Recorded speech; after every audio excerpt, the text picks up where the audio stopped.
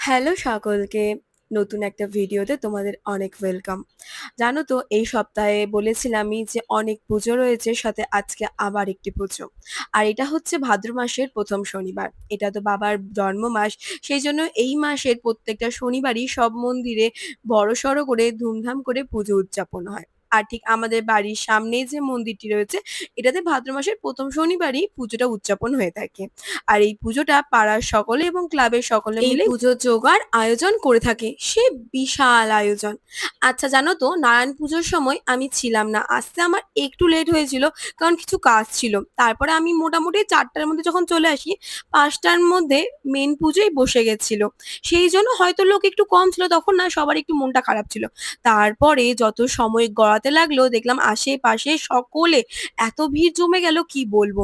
সাথে ছিল ৭খানা ঢাক। এই পুজো বিশাল বড়সড় করে থাকে।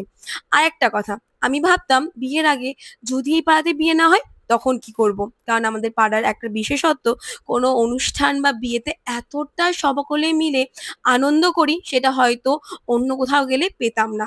সকলে মিলে বিশাল আনন্দ করে থাকি, সেটা যে কোনো উৎসবই হোক। যাই হোক, আর এই দেখো এই পুচকুটা আমার মায়ের কাছে ঘন্টা নিবে, এই ছোট্ট ছোট্ট হাতে ওকে নাকি ঘন্টা বাজাতে হবে। দেখতে দেখতে আরতিও শুরু হয়ে যায়। আর সকলের এদিকে কিন্তু অঞ্জলিটাও হয়ে গেছিল। যেহেতু এদিকে আমি পুজো জোগাড়ে ছিলাম, সেভাবে আমি করিনি, কিন্তু আমি আর কোনো ভিডিও নিতে পারিনি, ওই বোনরা জানিয়েছিল। তারপর শুরু হয়ে গেছিল যজ্ঞ। আমি হয়তো এই সময় এখানে ছিলাম না, পরে বোনের কাছে ভিডিও ক্লিপটা নিয়ে নিয়েছিলাম। দেখতে দেখতে বিসর্জনের সময়ও চলে এলো, মানে ঘট বিসর্জন। ঠাকুর তো এখানে প্রতিষ্ঠিত, তাই বিসর্জনের ব্যাপার আসে না, ঘরটাই বিসর্জন হয়ে থাকে। আর পুজো শেষেই শুরু হয়ে যায় প্রসাদ বিতরণ। এইদিকে মন্দিরে হচ্ছিল প্রসাদ বিতরণ, আর বাইরে হচ্ছিল খিচুড়ি বিতরণ। আর এত লোক আসায় লাইন যে কোথায় গিয়ে ঠেকেছিল ভাবতেই পারবে না। আর সেই জন্যই সামাল দেওয়াটা একটু প্রেশার হয়ে গেছিল।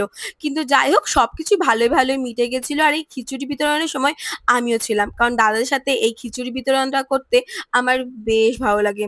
আর আমি ভুলেই গেছিলাম আমাকেও একটু জল মুখে দিতে হবে, কারণ সারাটা দিন ধরে উপোস রয়েছি। তারপর বোনকে নিয়ে চলে গেছিলাম একটু টক সাইড দিতে, কারণ ওর আবার পুজো জোগাড় করতে করতে পাটা কেটে যায়, আর ও তো ভীষণ ভয় পায়, সে টেনে হিঁচড়ে নিয়ে যেতে হয়েছিল। আজকের ভিডিওটা এই পর্যন্ত, দেখা হচ্ছে নতুন কোনো ভিডিওতে। টাটা।